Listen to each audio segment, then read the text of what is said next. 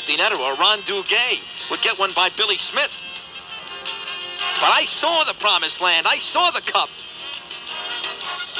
Half hour to go. Sid Rosenberg, Friday morning. Sports Radio 66. The Fan. WFAN.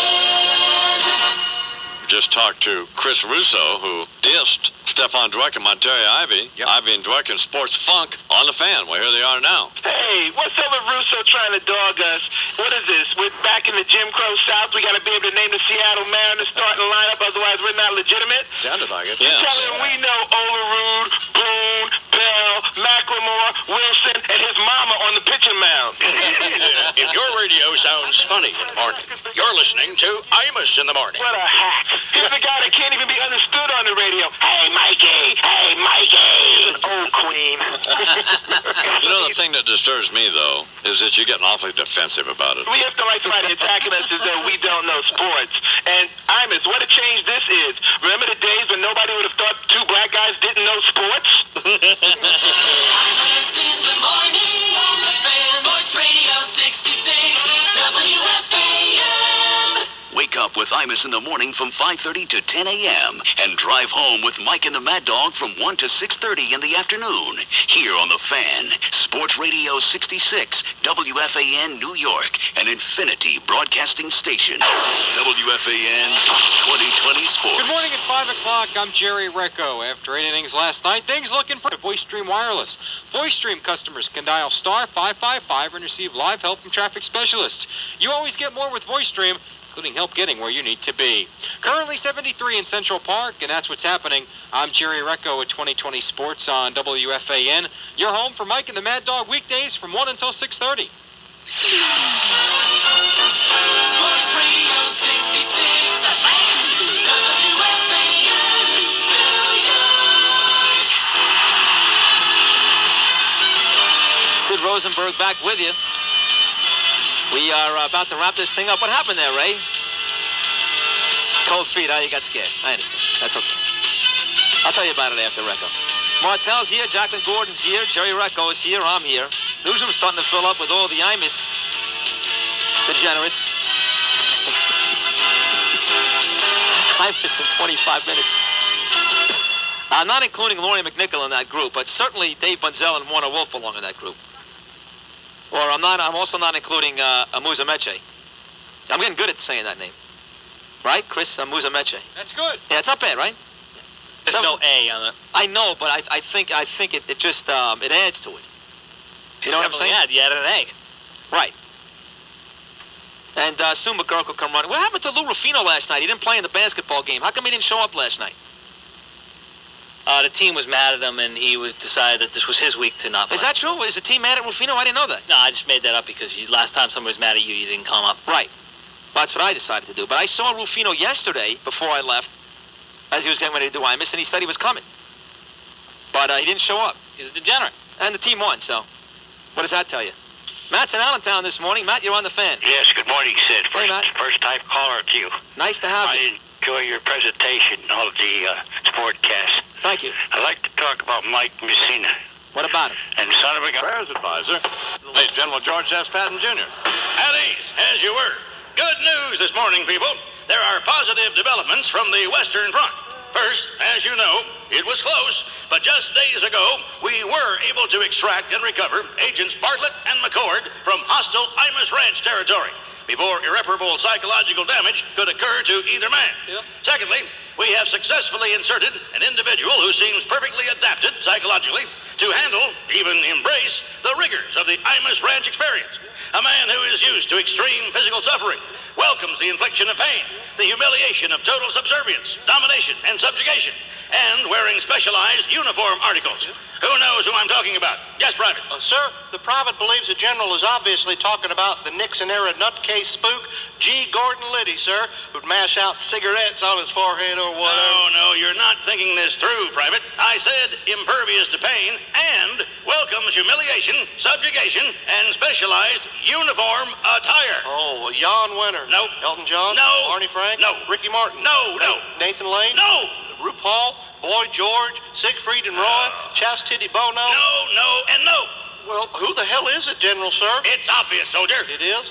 I said it's obvious, soldier. And I said it is? If you've got a question, maggot, sound off like you had a pair of what this individual would have more than just a clinical interest in. Sir, the private asked the general to identify the pain-wallowing, misery-seeking sissy he's talking about, sir. Now, that's the way to state the question, soldier. And the answer is, sir.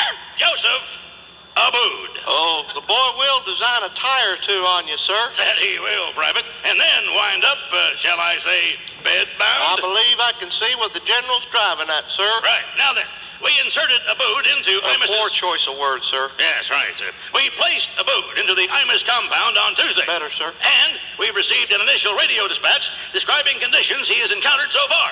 Private, is the Abood audio queued up? Yes, sir. Very well. Initiate playback. Yes, sir. Hi-ho, headquarters. Private Abood reporting from the rear. I mean, the front. Oh, my God. What is that enormous dingle-dangle thing beneath that horsey? Do they milk horsies? God, I hope so. How do I get in that detail? Bag? And, oh, my God. Would you look in here? Harnesses. Ooh, and saddles. Wardrobe, lady. And these fabrics. Could you die? That Deidre has a gift. A gift, I tell you. Jesus, do I see a lasso? I am positively faint. Feel me. Am I damp? I'm damp, I tell you. Oh, somebody give me a home where the buffalo don't mind and cinch me up. I'm on a mission. Over and out. I hope we have that mud, gluten, and bean curd consomme again tonight. Oh, Jesus. Is that a whip? Sounds comfortable, sir. Perfectly, Private. We found the conscript who meets the two ultimate Imus Ranch infiltration criteria. Lives for torture. And will choke a chicken. Not necessarily his own. Uh-oh. Thank you for your attention, boys, and congratulations. Because of Joseph Abood's selfless sacrifice, no one else has to go. God is good. Or, since it's Abood, Allah Akbar, or whatever the hell. Amen. That is all. Dismissed. The opening bell of the New York Stock Exchange, sponsored by buyandhold.com. Check out buyandhold.com, the online broker for long-term investors. Open an account today, rated best of the web by Forbes in 2001 in U.S. News and World Report. Back in the year 2000, Corkey Laing from Mountain with us. Mountain will be at a Westbury Music Fair on Sunday, and then they're going to be at the World Trade Center. When, Corkey? Tuesday lunch. Tuesday. Yeah, lunch hour. Lunch hour for the suits. And then they'll be at some club downtown. Yeah. Tuesday night, right? I think it's called the Village Underground. Yeah, he's not really sure where he's going to be. That's good. Yeah, okay. But, they'll point the way, and then we're going to talk about... If you just open your windows, you'll probably hear it, Yeah. Corkey Laing's book, Stick It, is... Who publishes this, Corkey? Well, I think it's going through Helter Skelter out of England. Mm-hmm. And it's the story of Mountain, or you. It's really... I'll tell you, Don, I know you're out there, out there in the West, so you can't see the book. It's actually just road stories. It's just road stories. Just, not necessarily about Mountain, but just stories that I had told a million times and decided to write it. You remember, I don't know if you remember when Levon said that the reason he was mad at Robbie was he made them up and Robbie wrote them down, so I decided I was going to write them down, And these are, these stories that some people are not going to want you to have told. No, yeah, I'll find out. I mean, I don't know. I don't think they're that heavy. It's actually just, maybe nobody cares, but the point is, I think it was a lot of it was therapy. And, right. We all tell stories, and if somebody really likes them, I had this author, this fellow who I met, right. And he says, oh, you got to write these things. I'll take over. I'll do it for you. His name was Steve Ibbett out of Toronto, and he, we sat down, and I was telling him, and he put it all together. So I said, okay, it looks pretty cool. And so far, we just, with the book, I just have the proof here, but it looks really good, and anybody that's seen it is very excited about it, so. Now, Levon Helm wrote the intro? Yeah, he did, yeah. Because Levon Helm and Rick Denko, before Rick unfortunately died, right. Levon and Rick Denko were in the studio with us when Levon had his book, Wheels on Fire. Yeah. But they were not aware, even though they were in the studio, they were not aware that they had a book.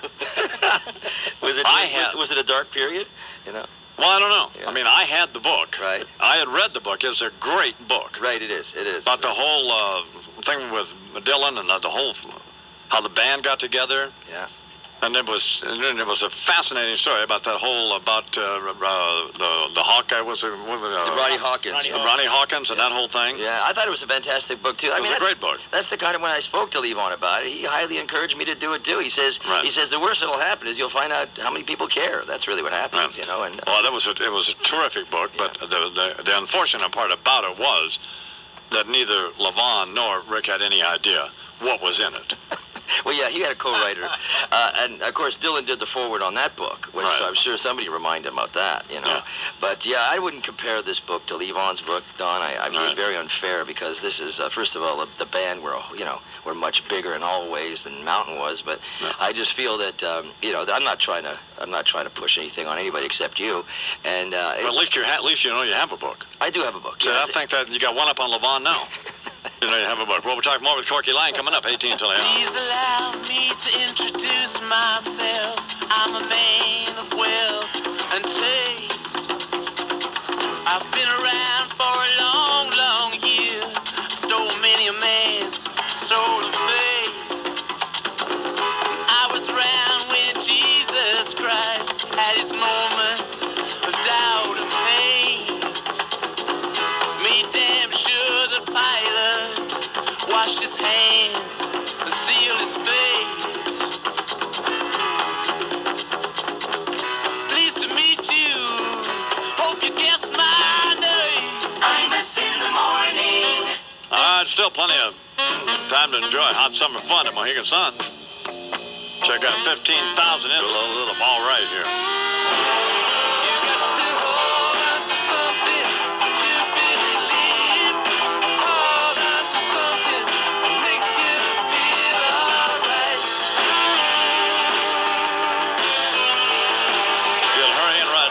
Music World, you can get your own copy of the Electric Light Orchestra Zoom, $12.99 for the CD. And J&R Music World, just across the street from City Hall in Lower Manhattan at 23 Park Road. Or check them out on the internet at jnr.com, so I'm saying. Cool! A Ferris wheel! Hey, voice stream, including help getting where you need to be. Just hit star 555 now. I'm Lori McNichol for the Mohegan Sun Fan Highway Patrol. It is 12 minutes till the hour here in the Army Summer program. Had a horrible echo, about a second delay. We went off the air, Lou? Mm-hmm. No, we never went off the air. We didn't go off the air? No, not as far as I know. Well, some problem here, Dave, because I have a horrible echo. Uh-oh. So I'm hearing my voice. Anyway, we're talking with Corkey Laing from Mountain, and Mountain's back together. Hear that? What is that, Dave? Dave's going to go try to fix it. All right. Corkey and Leslie West and the rest of Mountain are going to be at the Westbury Music Fair on Sunday, then down at Wall Street on Tuesday at noon, and then Tuesday night at what's the joint called, Corkey? I think it's called the Village Underground on McDougal and 4th. Downtown. Yeah. Then where? Any plans after that? Actually, yeah, we're heading out to Wisconsin to do some festivals out there, and then Montana.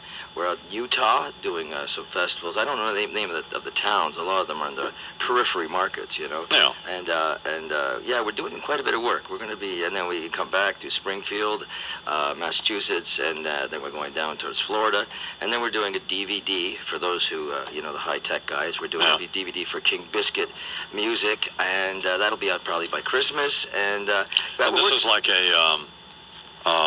these festivals are like a big biker deal, or what? Exactly right. Most of them are biker festivals. Well, now I've lost New York. You lost. Can you hear me? Bernie? I-Man? I can hear the I-Man on the intercom. I can hear you on the intercom, Chief, but... Can you hear me on the air? Yes. Now you fine. Can you hear me? Yes. Oh, you can? Yeah. Yeah, I hear you on the air fine. You do? I hear you now. Corkey? Yeah, I'm here. I can hear you. I lost Corkey. You lose me? I can hear Charles. Not the first time. Well, you can hear me because I'm holding down our little talkback thing here, I-Man. At the same time, I'm talking live on the microphone. Corkey's doing a couple of lines off the floor. That's why now we're back on. Oh, okay. Now I can hear Corkey, now I can hear Charles. Excellent. That's not very great. What happened? Do we know? engineering malfunction. Oh, okay. Sunspots. These are festivals, Corky? Yes. Like Lollapalooza deal or what? Well, I wouldn't call them Lollapalooza deals. I'll call them festivals for anywhere from little kids from 5 years old to big kids and 70 years old. Well, who are the other? Who are some of the other groups that are? Well, I'll tell you who's been on. We actually were down in Pensacola with Willie Nelson and his crew, and then we went from there to work with Nazareth. You remember Nazareth? Sure. And Molly Hatchet, Leonard Skinner, who just lost their bass player, but they were wheeling him on stage anyway, so we knew that wasn't a good sign. Anyways, but you know, it's kind of. I don't want to get. That's compassion. I don't mean it that way at all. As a matter Well, of how fact. did you mean it, Corky? Exactly. I just meant that we were hoping he'd straighten his life out, you know, before But he he was didn't. happy. He didn't. Well, he straightened out something, but not his life. Yeah. But He went out with a smile. yeah, well, I don't know, but I don't want to be mean about that because he was a real nice guy. But you know. But he died, right? But he died, yeah. Yeah. And and the other thing is, there's a lot of let's put it this way, there's a lot of what do they call it, retro stuff going on, and the other bands would be stuff. We were out to play a couple of dates with Peter Frampton. Leslie did a couple of dates with. Geez, I'm trying to think. A lot of the classic rock people. Right, sure. And I guess people are interested in it now. Before Yeah, they are. You know, I don't understand it myself, but actually, I was on to. I wasn't sure about this, Don, but somebody told me that you were a Wilkinson fan. The Wilkinsons, you know, the country band from Nashville or from Canada. Is that true?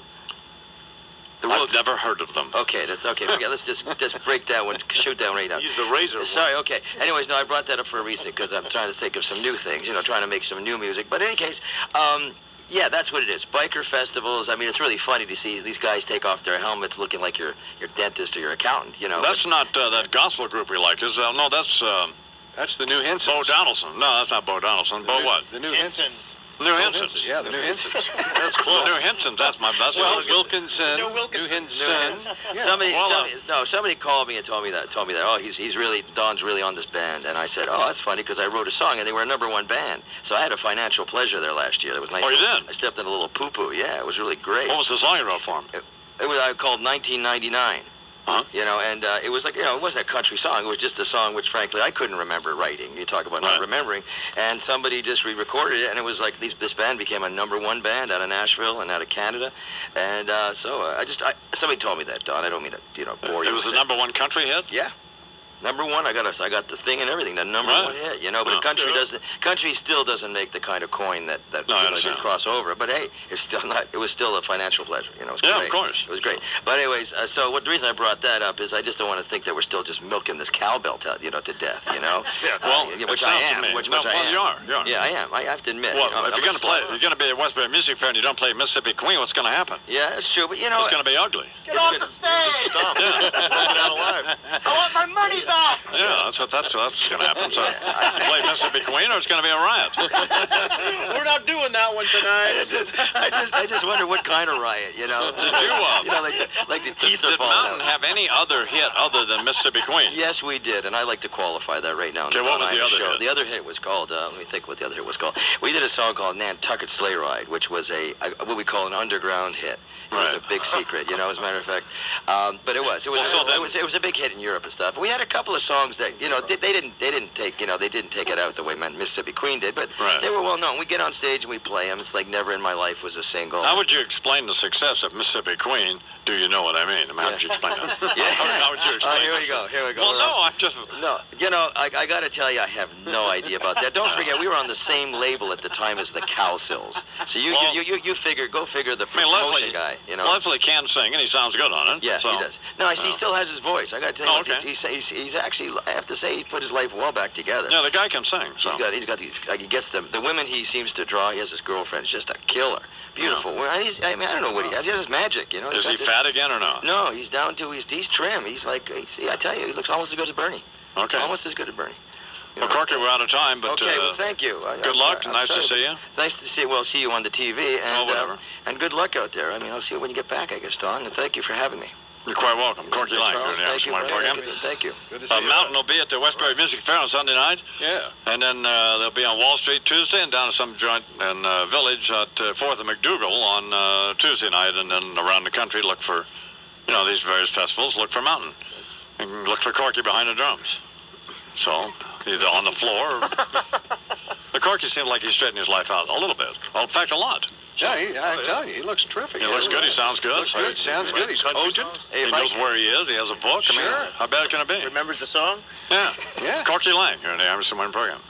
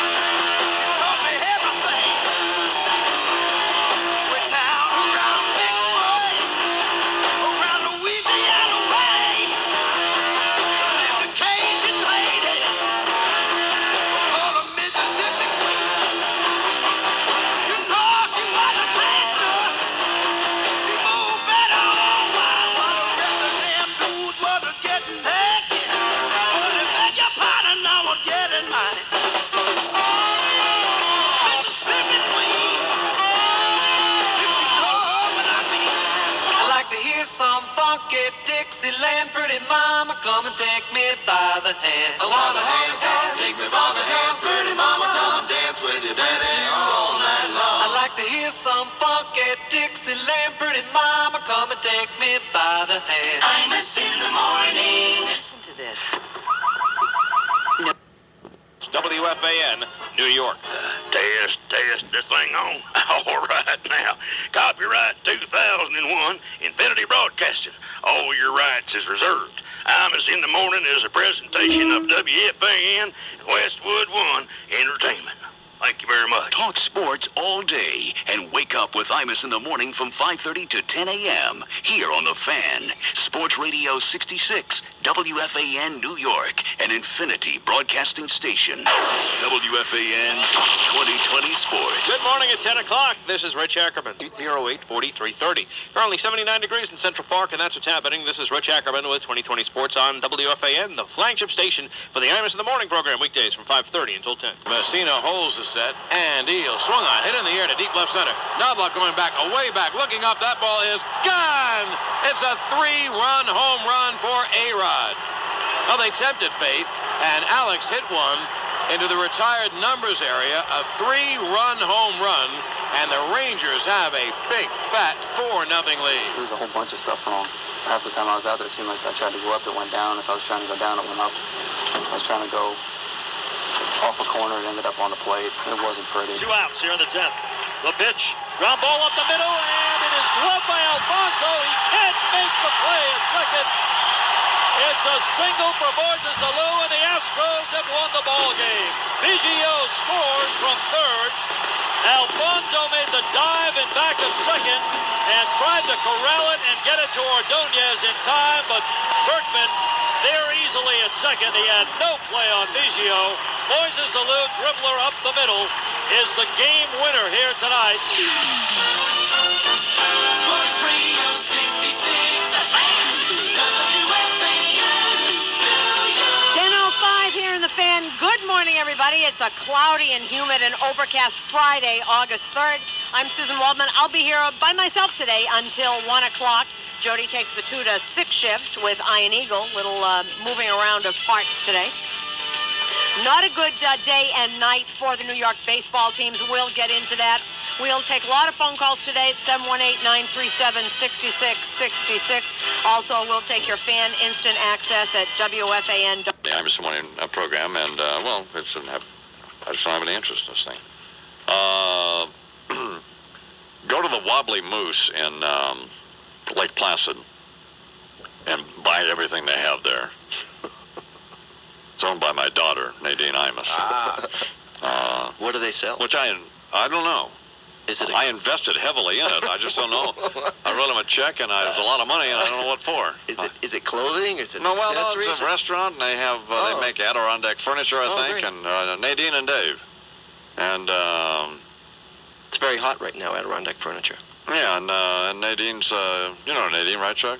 Lord, yes. She's a great kid, and terrific. And I love her, and I Sweetie, don't call me anymore and ask me for any more money, because I'm not going to give it to you. In fact, give me the money you owe me. So they were going to, they always say, They said, well, I'll pay you back. And I said, well, okay. But I don't, in my head, I think the money's gone. They actually sent me a payment here a while back. That's pretty back admirable. in January, but then that was the last payment I got. But that's fine.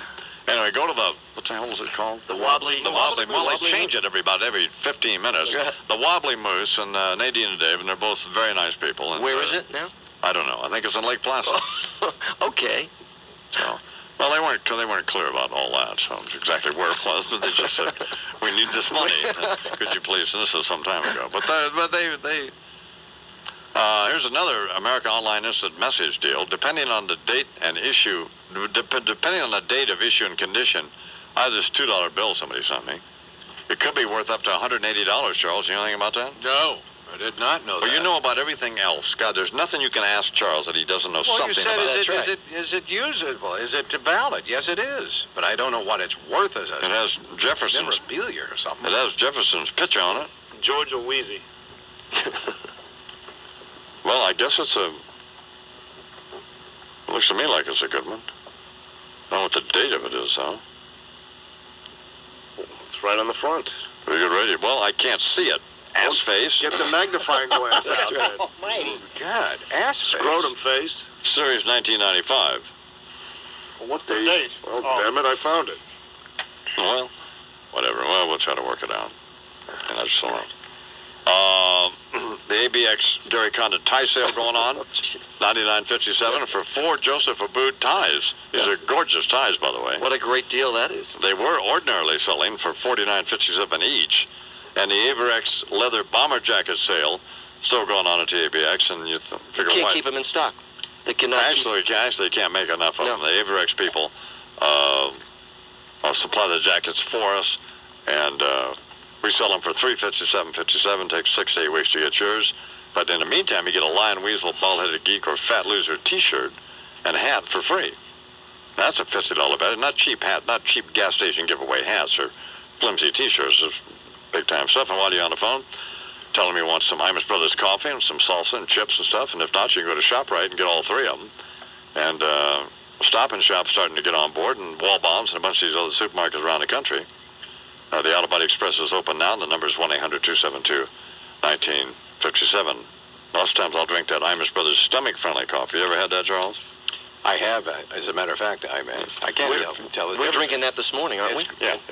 Well, we're drinking a regular Imus Brothers coffee or the stomach-friendly? Regular? Yeah, the stomach-friendly is for people like Joe. What the hell is Joe wearing, Chief?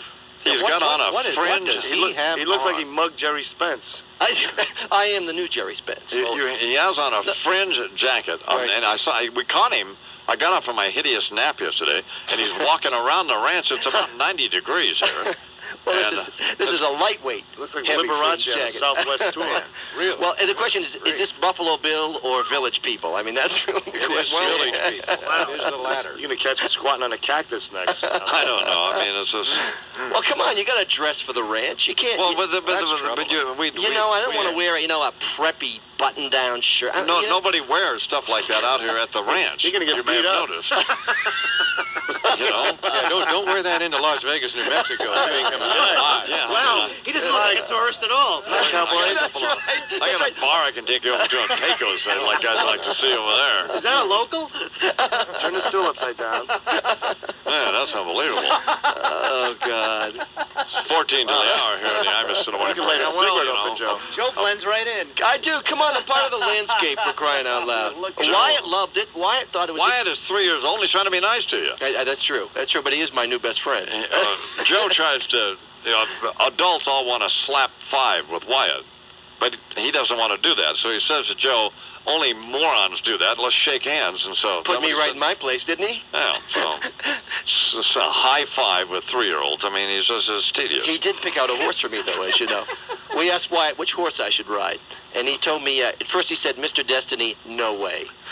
We know why, but if we were up to Mr. Imus, I'd be on that horse today, wouldn't I? You know, Joe Hollander, who is really a dirtbag. No, really, yes, absolutely a dirtbag. I mean, that's just... Well, really, I mean, you can't come out here and... Well, he'll never be out here again, so... But at any rate... Oh, well, he's a creep. But... He said, well, he wanted to ride a horse. I said, well, a horse is really for the kids. Right. He was annoyed. Well, maybe he thinks it's a doodle ranch. He's a jerk. He really is a jerk. 13 till the hour here on Aerosmith.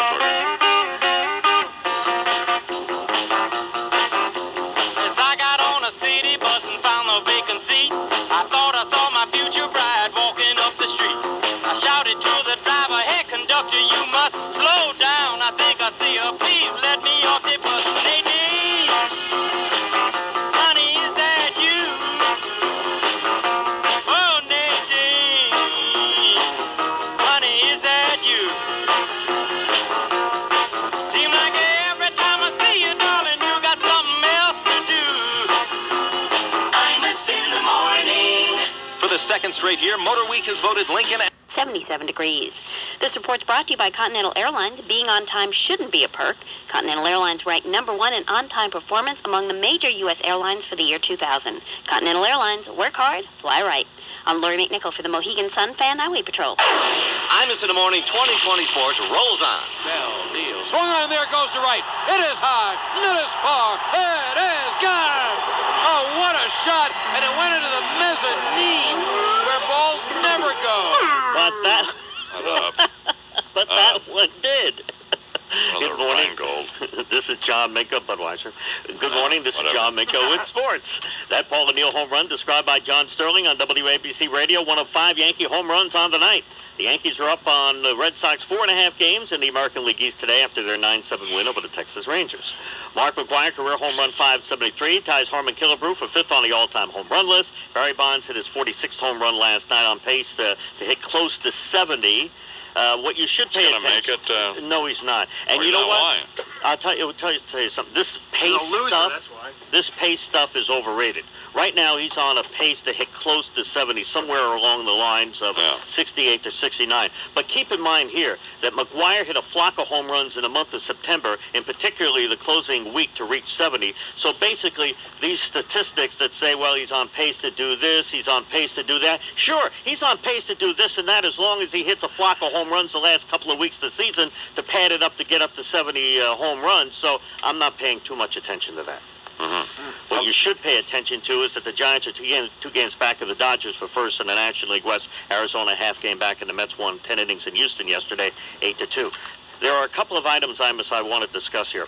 All right. First of all, that 3 years, $13 million for Hakeem Olajuwon in Houston. The Raptors offering 3 years, a little over 16. Now, on the surface, and we've talked about throughout the course of this morning, that, lack of loyalty and all that stuff. He should have stayed there for the money and all this type of thing. But I would say this about Olajuwon, and I know during the course of last season, he spoke a little bit about disloyalty on the part of the Rockets. His minutes went down. His production went down.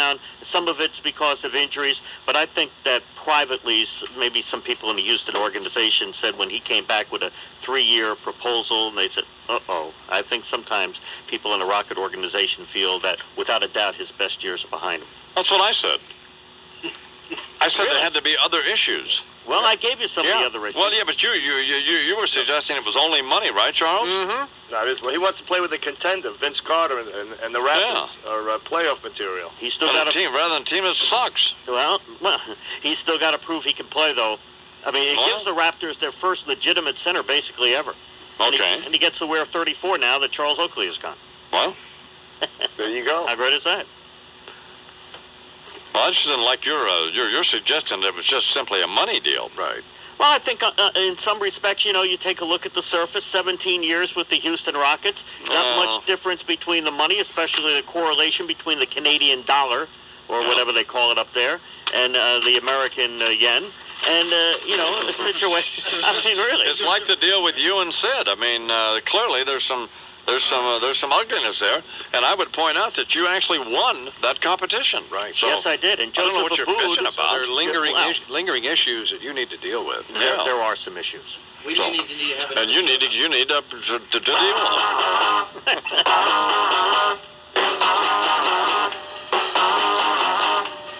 Imus in the morning. All right, let me talk to you now about, I don't know. Well, the heat humidity index was 110. Oh, God. And they were in full pads, the whole thing.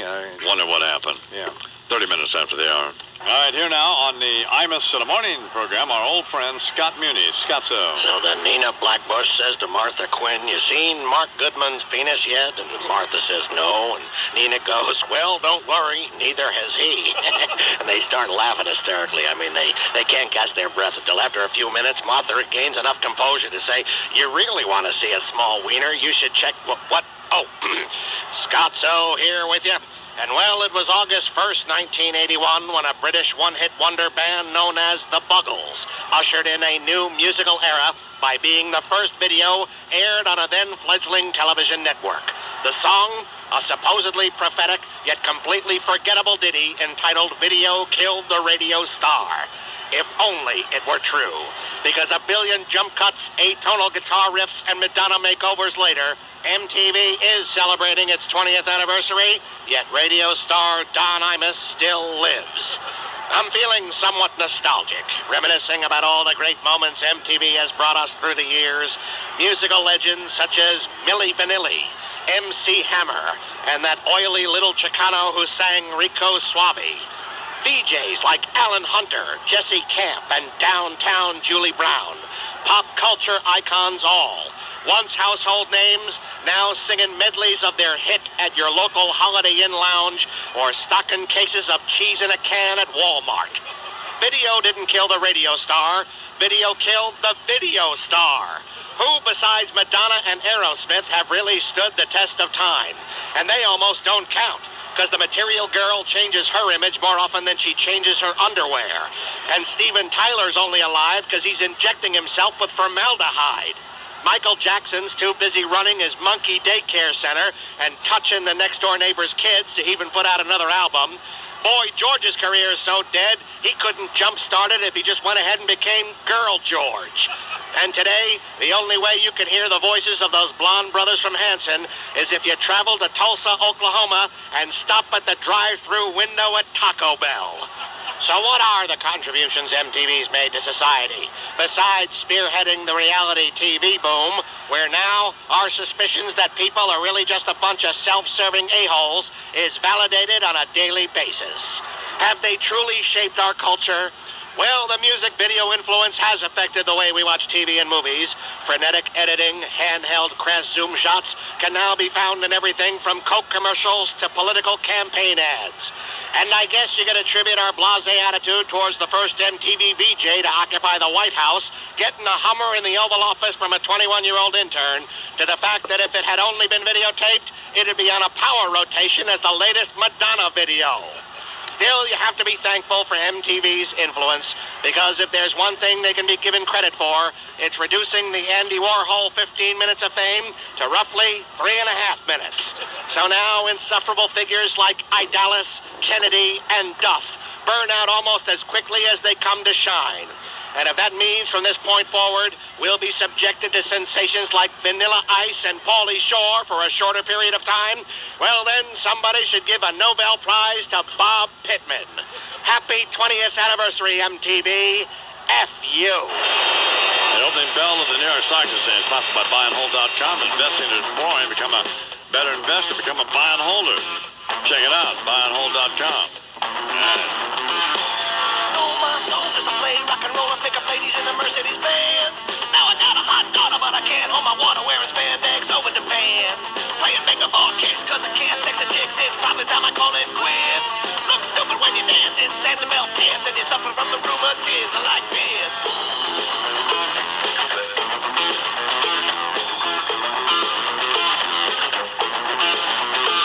Once found in a Lauren, all the worldwide touring was the time I really knew how to live. Used to make it with groupies, now I can't make a poopy unless I take a little laxative. Me and Joe Perry all night making merry, smoking weed and drinking champagne.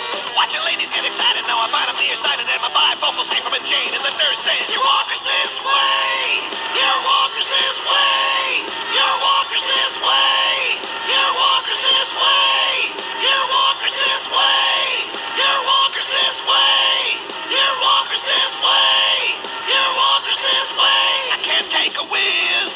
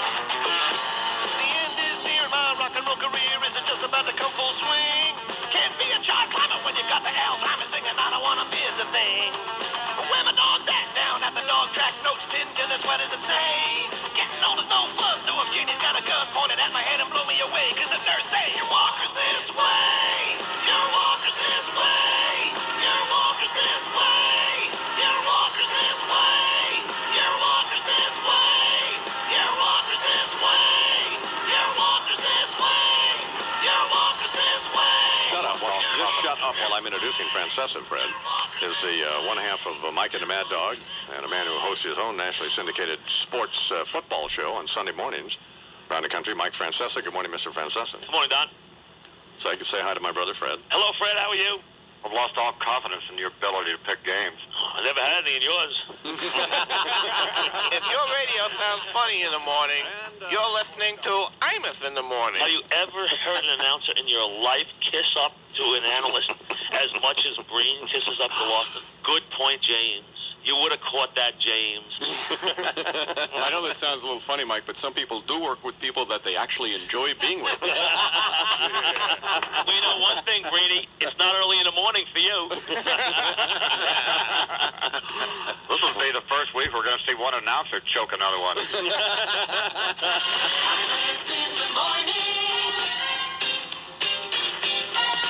Sports Radio 66, WFAN. Are you losing your hair? Hi, I'm Jim Austin with an exciting new development in the treatment of hair loss. Here's Dr. Gordon. South, be there. PC Richard & Son, now open 24/7 at PCRichard.com. If you want action and some real satisfaction, you can always go. Resort. Just listen to the music of the happy people winning. All the hottest games and shows, and that's just the beginning. How can you choose? The slots are much looser there. You can forget all your troubles. Enjoy all night there. You're at Resort. All of your friends are there. Resort. Our people really care. Resort. Everything's waiting for you.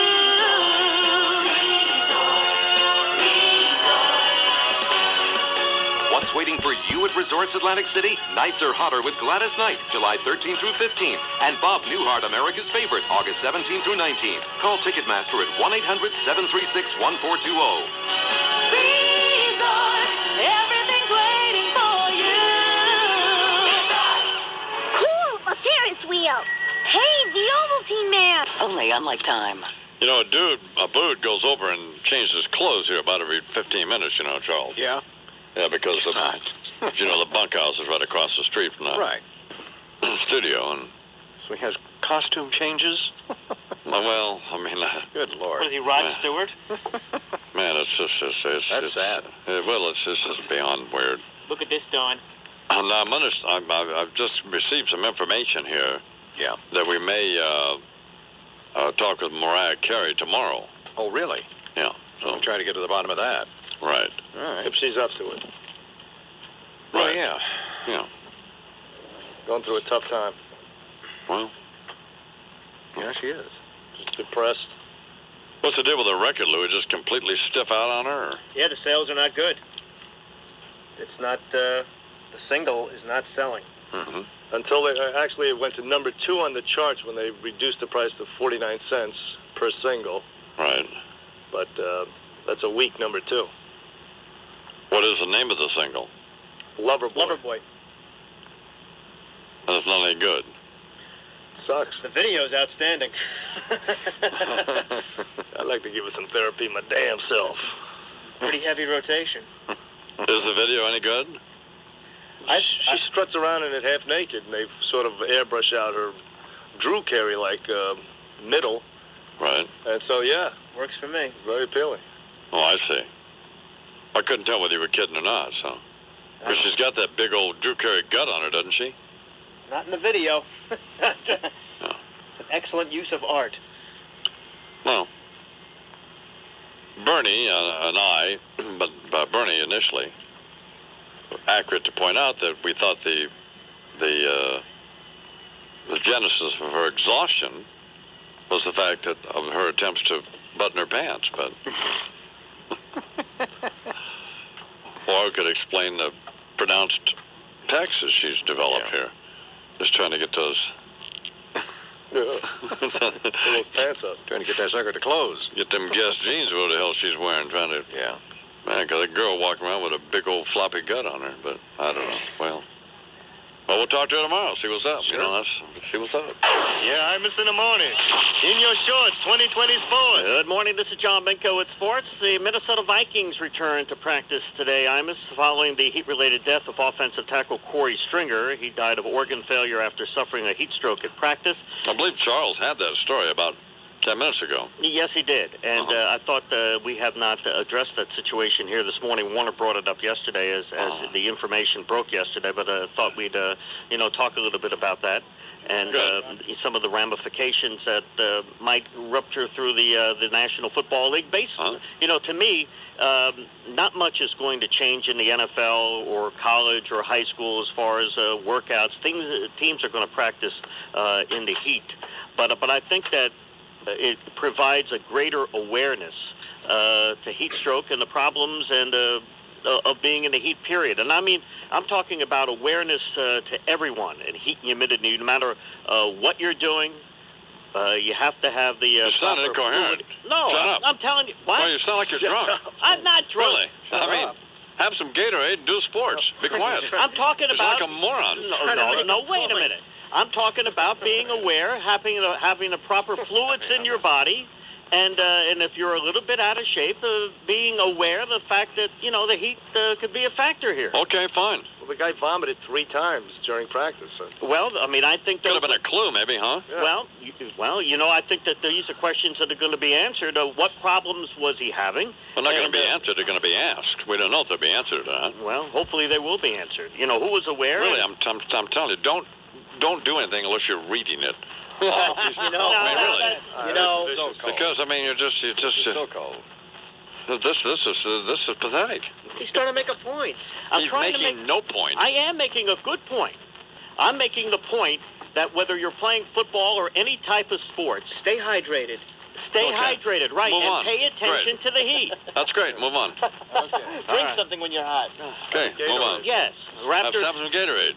So we do out here at the ranch. Make the kids drink water and Gatorade. There you go. Exactly right. Move on. All right. The Raptors and Rockets expected to announce the sign and trade today. Akeem Olajuwon spent 17 years with the Rockets.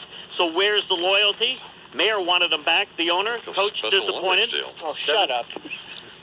Go ahead. They offered to dream 3 years. Don't tell Mako to shut up. No, we're telling you to shut up. Oh, they're telling you to pipe down. I see. Permanently. Absolutely. I see. Permanently? That's a little harsh, isn't it? Yeah. Go ahead, man. Heat stroke. Dehydrated. 3 years. 3 years and $13 million, and Toronto offered 3 years, $16.7 million. But I think that there are some underlying situations here. As I pointed out earlier this morning, and I was poo-pooed by you. Well, was I or not, Charles? Yes, you were. In fact, you were very dismissive of the I-Man's observations, Mako, and suggesting it was all about money. And I said, well, there's some other issues here that we're going to find out about. Could be a babe, could be... well, I don't know. I don't think it's that. Front office thing with some people sick of him. Just don't know. That could very well Who knows? I'll go with B on your list. What would that be? Management there. With the it could very easily could be, yeah. He's been with them 17 years. He's got to look like Nelson Mandela by now. Yeah. But he's going to have to prove something when he goes to Toronto. I mean, the Raptors get their first bona fide center here, and he's going to play along with Antonio Davis. But the fact is, now he did have some injuries a year ago. But, after 17 years, he's still got to put up some numbers in addition to get the playing time that he wants. Gotcha. All right, home runs aplenty last night in Major League Baseball for Cardinal first sacker Mark McGwire. Career home run 573 off Greg Maddux. That ties Harmon Killebrew for 5th on the all-time list. He swings at a high fly ball. Looks like he's going to Killebrew. It is over the center field fence, and it's 3-0. He catches Killebrew. And he did. Mike Shannon on KMOX Radio in St. Louis. Home run 46 for Barry Bonds. The Dodgers and Diamondbacks lose. The Giants win. Arizona trails LA by a half game in the West. I'm just listening to you here. Well, I'm sick of hearing about Harmon Killebrew and... Why? And, well, I don't know. That's a monumental home run for Mark McGwire last night. Well, when he passes Hank, why, then let me know. Well... He's not going to pass Hank, is he? No, I don't think so. No, but he has a chance to pass Frank Robinson, who's next on the list. Well, I don't want him to pass Frank either. You don't? No, I like Frank Robinson. I do. How many does Frank Robinson have? 586, I believe. Mm-hmm. And what's McGwire have now? 573.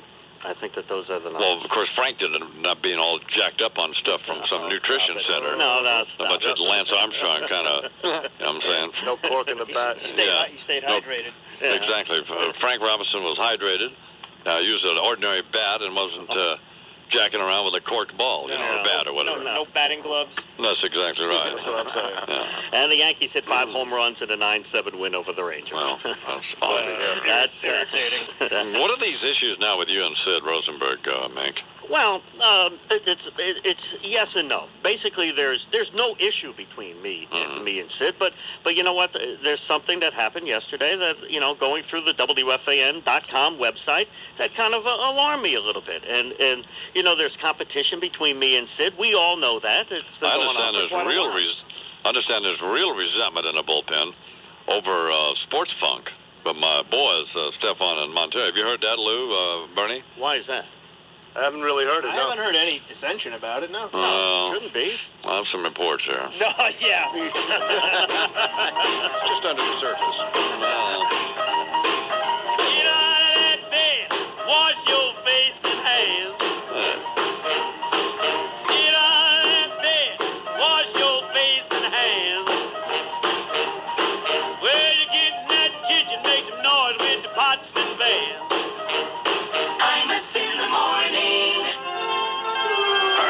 On deck. Our weather mostly sunny, hot, and increasingly humid today with a high in the low 90s. Muggy tonight, the low back in the low 70s, and right now it's 79 degrees. This report's brought to you by Continental Airlines. Being on time shouldn't be a perk. Continental Airlines ranked #1 in on-time performance among the major U.S. airlines for the year 2000. Continental Airlines, work hard, fly right. I'm Lori McNichol for the Mohegan Sun Fan Highway Patrol. If you can't come around, at least please a telephone. Boy, he's talking. I went back 4 nights straight, man. I went back 4 nights straight and heard that guy do that. He said, he'd soften up, he'd say, I don't. He'd shake his head and say, I don't want no other love. Baby, it's just you I he'd say, well then I don't want to stop thinking of me. Man, he sung the hell out of the song, man. I was on the table looking at him. Get him off. Get him off. In the morning. 17 years delivering the mail. And 166 WFAN and CBS 2. Let's get this straight, okay? Copyright 2001, Infinity Broadcasting. All rights reserved. You understand that? Imus in the Morning is a presentation of WFAN and Westwood One Entertainment. Are we together on this, sweetheart? Wake up with Imus in the morning from 5:30 to 10 a.m. and drive home with Mike and the Mad Dog from 1 to 6:30 in the afternoon. Here on The Fan, Sports Radio 66, WFAN New York, an Infinity Broadcasting station. WFAN 2020 Sports. Good morning, 10 o'clock. This is John Minka. And the pitch from Jackson. Adam Jr. At ease, as you were. Disappointing news this morning, men. The full-fledged, unbridled, blood and guts, hairy butt, wild-ass war we were all looking forward to in the days and weeks immediately ahead is off. Raw deal. Fuck that. All right, at ease, at ease. I understand your frustration. What happened? Did peace break out, sir? Worse, surrender. Oh, no. Sadly, oh yes. The news is in from the competing business programming camps, men, of the Commie News Network. CNN? Yes, and the Cowards News Broadcast Consortium. CNBC? Correct. And the news sucks, sir? Like Monica Lewinsky at a past president's toga party, Private. Before the first shot is fired, CNBC has raised the white flag in the impending showdown between Ron Insana, nerd with the naked noggin, and CNN's Lou Dobbs. Chris Farley with portfolio. Correct. Well, what happened? Why did Insana surrender, sir? Not so much why, Private. That'll have to wait further analysis. But rather, how? You people recall the grand enticement Insana dangled that was supposed to induce us to watch CNBC's Business Center as it squares off against Dobbs' money line dribble, right? Yes, sir. As the Private recalls it, sir, Insana said that he was going to have on a guest star who was one shot short of Jesus insofar as his business acumen was concerned, sir. Right. Suggesting that if we didn't tune in, the consequence would be we'd all lose our ass to the point that Priceline.com would look like the success story of the century by way of comparison, sir. Trifle garrulous and rambling, Private, but essentially correct. Thank you, sir. Private just likes to approach these things with the kind of precision that the general in his... Shut up. Shutting up, sir. Well, here's what happened, boys. After Insana implied that his opening salvo in Business Center versus Dobbs Money Line would be, well, who? Certainly somebody from the very highest echelon, an Alan Greenspan, perhaps, Fed chairman, or possibly even George W. Bush, the commander-in-chief himself, wouldn't you say? Sounded like it to me. How's that? I said, wouldn't you concur, soldier? That was the impression I got. I can't hear you. Sound off like you had something in your asset bag other than a certificate for Cisco, you sissy. I said, sir, Insana made it sound like he was going to have God on. I'm agreeing with you, you dried out, washed up, senile moron. Now, that's more like it. Well, hate to disappoint you, but the guest of such acclaim and enormity that Insana was about to have an orgasm over is Waleed bin Talal. Begging the General's pardon, but Waleed how many? Who the hell is that? And right there's the problem, Private. Insana's firing across Lou Dobbs' bow something with the throw weight of a candy fart. He's some Saudi Arabian prince whose daddy gave him the zillion barrels of oil that he is now stiffing you with at the gasoline pump. That's it? Insana's first big guest is some Dome of the Rock slurpy jockey who's distinguished himself by coming out of the country that's harboring Idi Amin and screwing me over on high test? Pathetic, isn't it? Hell, that ain't surrendering, sir. That's dropping your drawers, grabbing your ankles, and waving your fanny in the air and saying, the water's fine, come on in. Tell me about it. The only kind of yield that'll be relevant on this program will be Insana saying, take me, Lou, I'm yours. Thank you for your attention, people. Watch your wallets. I'm watching the nanny. 25 after the hour here on the Iverson Morning Program. Please now welcome to the Iverson Morning Program from CNBC, our old friend Ron Insana. Good morning, Mr. Insana. Good morning, Mr. Imus. How are you? I'm fine, thank you. So There's some very, very funny people in your establishment. We're not trying to be funny. Well, that is funny. That was a very humorous piece. We're concerned. We're concerned. There's no need to be concerned. By the way, we have Lou on this morning at 5 I minutes. heard that, yeah. Okay, any message for him? I wish him best of luck. No, that's not the message. No. That's what's wrong. That's the problem. Where's the fire in the belly, baby? The message is, you're going down, you fat bastard. That's the message. I must break you. Good. That's it. Lord. I must break you. Yeah. Come on, give it Yes, up. I'll do my best Dolph Lundgren impersonation. I must break you, Lou. Choke on a piece of ham. Best of luck. No, you don't wish him any. You want him to have a heart attack. You don't want any best of luck. I would never wish anybody ill health, and you know that. Come on. What do you want? You want failure. You want him to have some kind of satellite problem where the screen goes blank. That's what you want. You want his guest to cancel on him.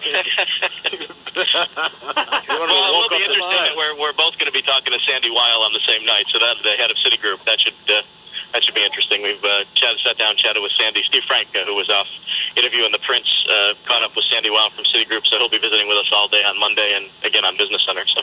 What is I don't know. Sandy Weil's the head of Citigroup, the largest banking institution in the world, in the country. What would be a question you would ask him? What's going on with the economy, Fed interest rates? How would he know? Well, he's about as close to knowing as anybody can get in the professional sector. I mean, he's got his finger on that pulse. I mean, he's got a multinational banking company that has a very high consumer exposure, very high business exposure, international exposure. So they see economic trends long before anybody else. And when is the guy who is single-handedly responsible for all of us having to pay $3 a gallon for gas going to be on? Well, I don't think that would be an accurate characterization of the Prince's role in the price of oil worldwide. Where's he from? Where is he from? He is from Saudi Arabia. What's Saudi Arabia got? Yeah. What are they sitting on? Yeah. What is it? They have a fair amount of oil. Yeah, that's some oil, don't they? Is he a member of the governing family? Yes, I do. Yeah. Case closed. Oh, yeah, yes, he is. Yes, he is. Okay, case He's a closed. member of the ruling family. Well, okay. Ruling, governing. Case closed. Done. Ask him. Why? Here's the first question out of the box. Is it going to be on live or?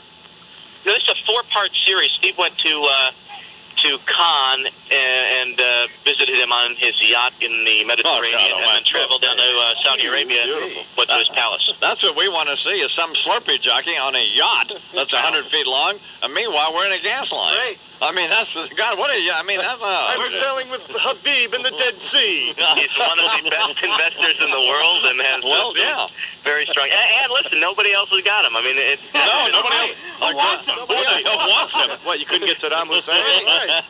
Guys, I think we're going to have a little off-site later about the notion of support.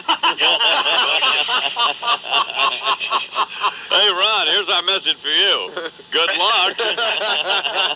Ron and Santa here on the Irish program. Last time TAP toured America, they were booked into 10,000-seat arenas and 15,000-seat venues.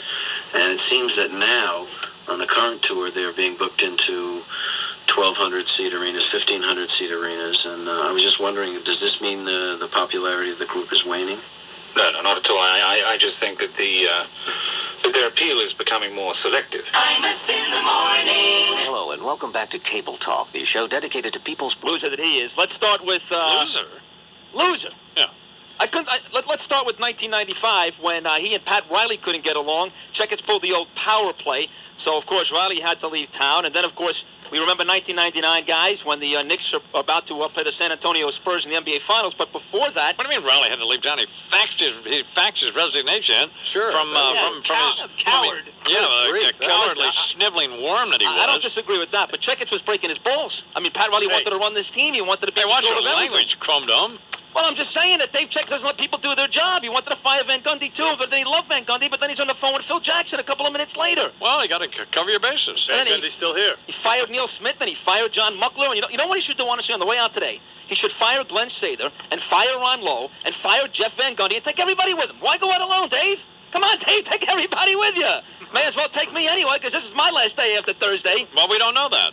Because on Thursday, it'll be Sid Rosenberg against John Minko. Right. Jury's out. And judging Sid will be Mike Breen, Mike Lupica, right. Boomer Esiason, Deirdre Imus, J.D. Hayworth, the congressman from Arizona, Monterey Ivy, Stefan Dweck, Dick Cavett, Joseph Aboud, Chris Russo, Mike Francesa, and Mike Lupica. Did I say Lupica? Yeah, you said Lupica. He's one of the few guys I trust in this competition is Lupica. Let's not. Oh, God. This is pathetic. And let me tell you this. What an article in today's Daily News about the Mets. He pegged it right on the head. It's not the money they didn't spend. It's the money they wasted on guys like Zeal and Ventura. There you Lupica couldn't be any more right. He's a genius. Way to go, Lupica. I love Lupica. Lupica, the best.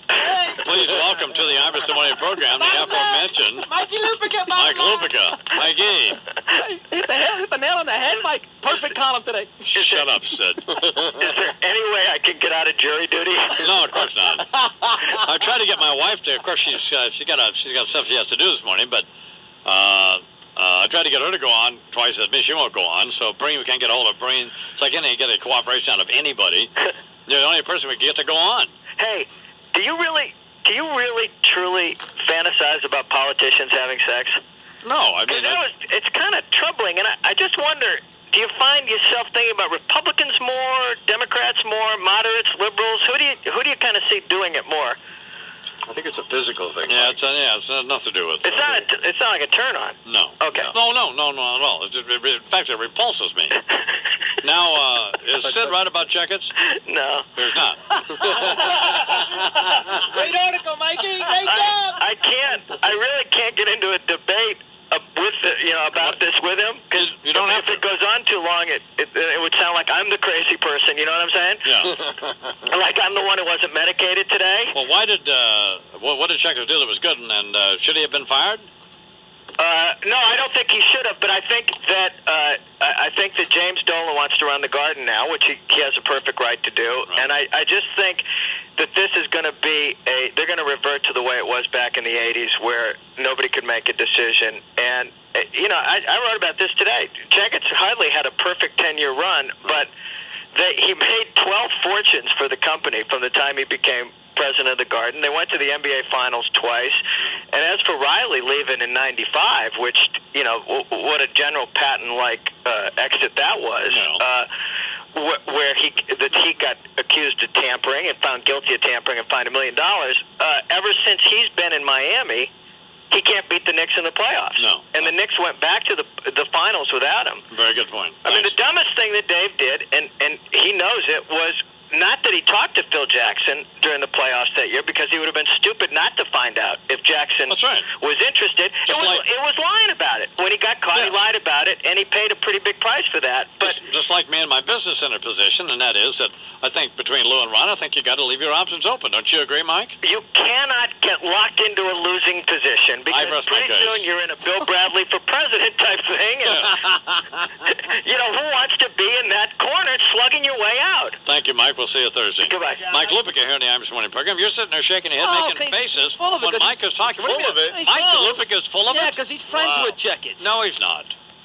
Here's the stat for you, okay? 120, 162, and 46. That's the Rangers' record over the last 4 years without a postseason appearance. Don't tell me that the only bad thing he did was lie about Pat Riley. He fired Ernie Grunfeld. All Grunfeld did was bring over Marcus Camby and Latrell Sprewell. You can't have Lupica talk about Dave Checkets. That'd be like me talking about my brother-in-law. Well, I mean, that's ridiculous. No, he loves the guy. These guys are friends. This is outrageous. Because Lupica gets a great seat on the court every time, you're saying? Is that what you're saying? All I'm saying is one that of the premier sports reporters in the country. I'm not saying he's not. All I'm saying in this specific issue, he's probably not the guy to talk to, because him and Checkets are buddies. Checkets sucked. He destroyed the Rangers. He destroyed the Knicks. The players he threw the suck. cable deal with the Yankees. How about the players that play? You got a bunch of toothless, uneducated what did they do? goobers on the. There's nobody dumber on the planet who puts on pants than hockey players. Yeah, but they're even dumber than baseball players. They're pretty stupid. No, I agree with that, but he's the guy who let these players come in. I mean, Dave at the end made that choice, didn't he? Okay, here's Lupica back. Yes, Lou. I got to run over to the kids' school, but can I vote now?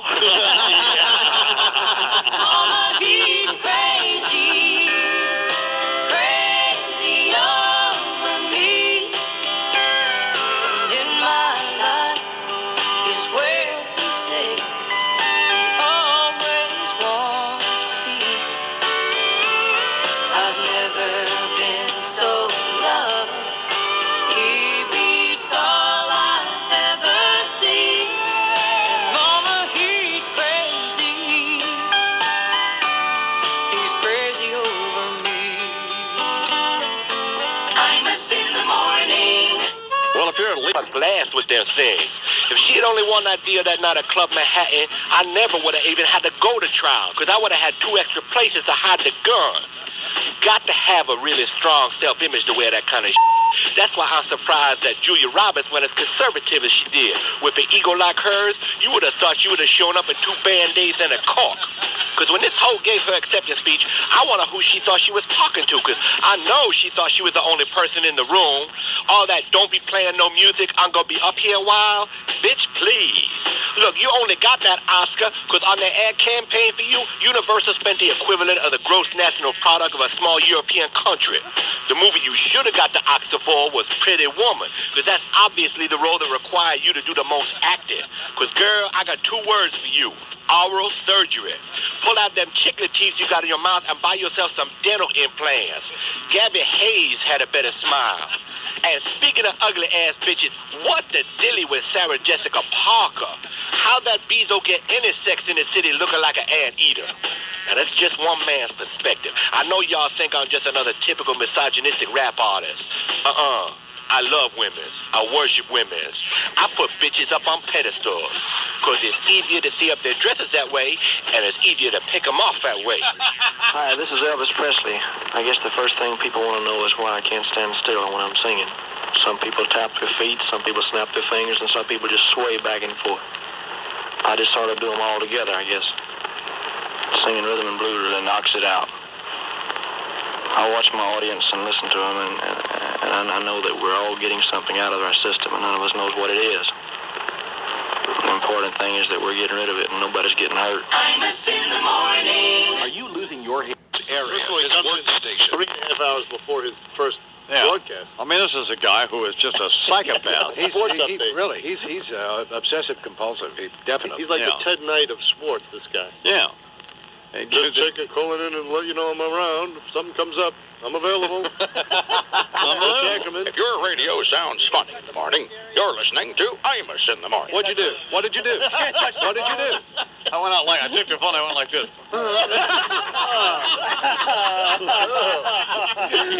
You licked Rick Ackerman's phone. I went out Oh like my his phone. God! Did he die? Did he faint? No, he handed it to me. Imus in the morning.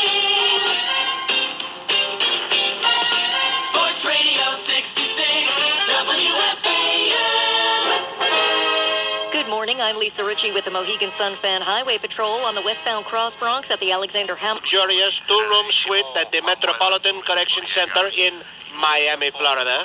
It's me, Generalissimo Manuel Antonio Noriega. And not for nothing, but I'm still waiting for my f***ing pardon. 10 years I've been in this hellhole, and I'm looking at another 30. And for what? A little drug trafficking, racketeering, money laundering. I'm stuck here for the next 30 years while people like that fat piece of stamp collector, Dan Rostankowski, is out there walking around a free man. I didn't hurt nobody. I was just a businessman who distributed a product that made people happy. I mean, what did that sleazy thief Mark Rich ever do for mankind? Other than write a book about 6 ways to leading a rich life, while neglecting to mention the 2 that he availed himself of, embezzling and becoming a tax fugitive.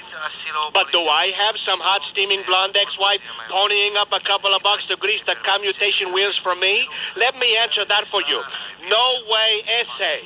I'm SOL, in the same boat as Webb Hubbell and Michael Milliken, the manatee-looking loser and the rug-wearing money maricon. Boy, I'm in good company, huh? I'm telling you right now, this whack job, Robert Pickett will end up getting pardoned before I do. That is, if they even convict him. There's always that insanity defense thing. Like writing suicide notes to the IRS and then firing shots at the White House could ever be misconstrued as normal behavior. I love how the media describes these lunatics. A disturbed, troubled loner who pretty much kept to himself. Well, I think someone who takes shots at the White House probably does have a little difficulty making friends. Although I wouldn't be surprised to find out he'd been writing love letters to Julianne Moore, especially seeing as she's got the Jodie Foster part in that new Hannibal movie. He's lucky none of those shots hit anybody. Not that any of them had to actually land to cause serious damage, because I'm sure Dick Cheney was walking around painting over the Bush Sox graffiti left in his office, and you know and I know the last thing he needs to hear is gunfire outside his window. Poor bastard. He's not even in the job a month, and already he's been under the desk popping nitroglycerin pills like they were f***ing Pez.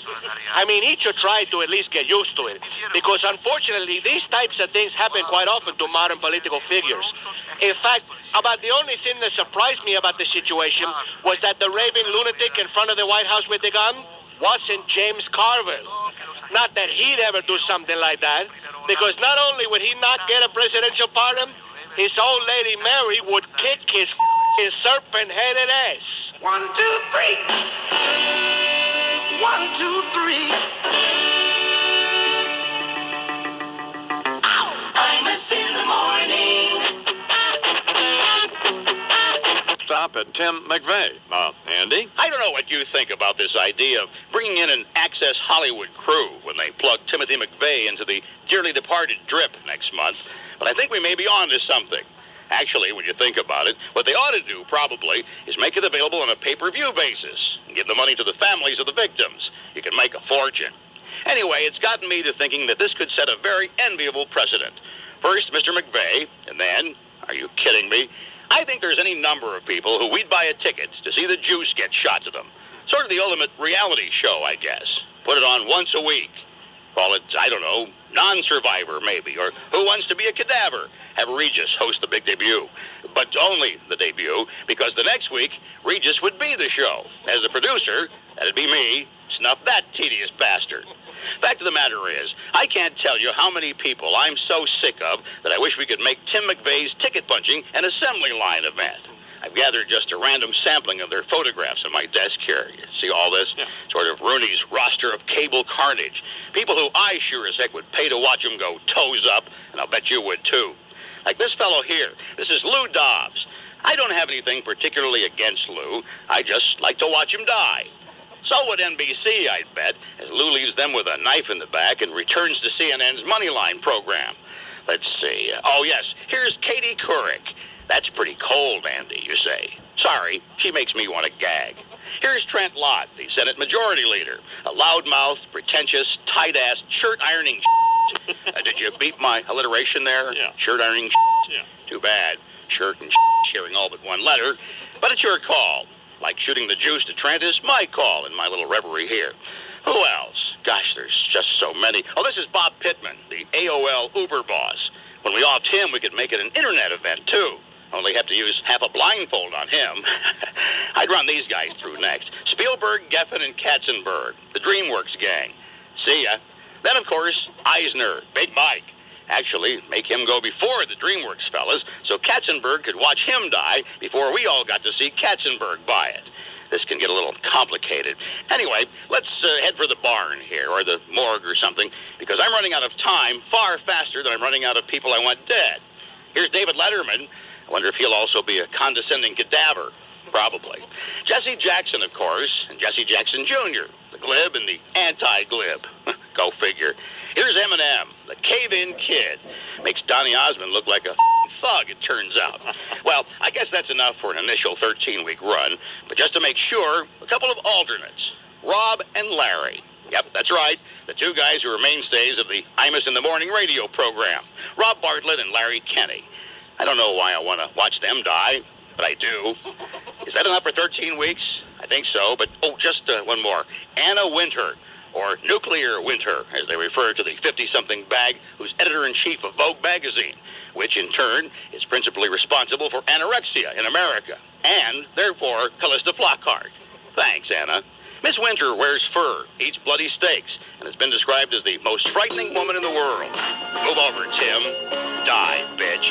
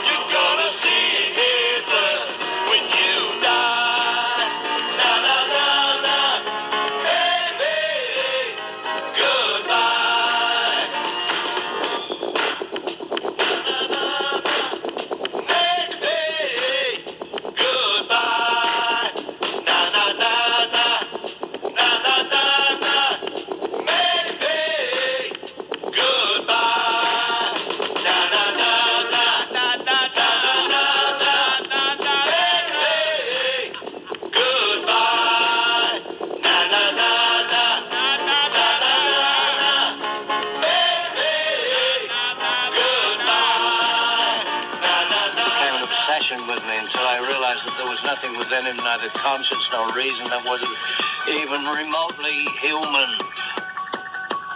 I am talking about Imus in the Morning. Everyone's seen that duck who quacks Aflac in his TV commercials.